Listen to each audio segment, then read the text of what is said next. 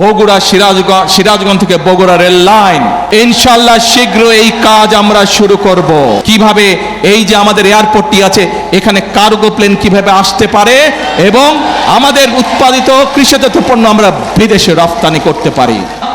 করব কাজ, গর্ব দেশ, সবার আগে বাংলাদেশ। আজকে এই মিটিংয়ে আমরা শপথ গ্রহণ করতে চাই। প্রত্যেকটি সেই শপথ হবে প্রত্যেকটি প্রতিশ্রুতি ইনশাআল্লাহ যাতে আমরা বাস্তবায়ন করতে পারি।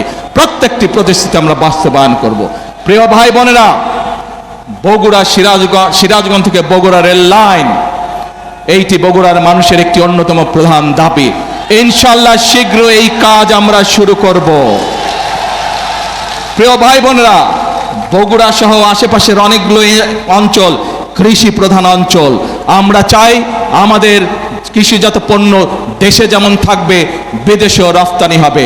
আমি এর মধ্যেই কাজ শুরু করেছি কিভাবে এই যে আমাদের এয়ারপোর্টটি আছে এখানে কার্গো প্লেন কিভাবে আসতে পারে এবং আমাদের উৎপাদিত কৃষিজাত পণ্য আমরা বিদেশে রপ্তানি করতে পারি।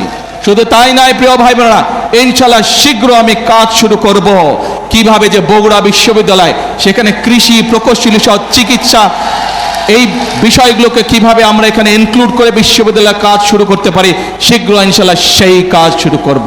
প্রিয় ভাই বোনেরা, এই সকল কাজ আমি তখনই করতে পারবো যখন আপনারা আমার হাতকে শক্তিশালী করবেন।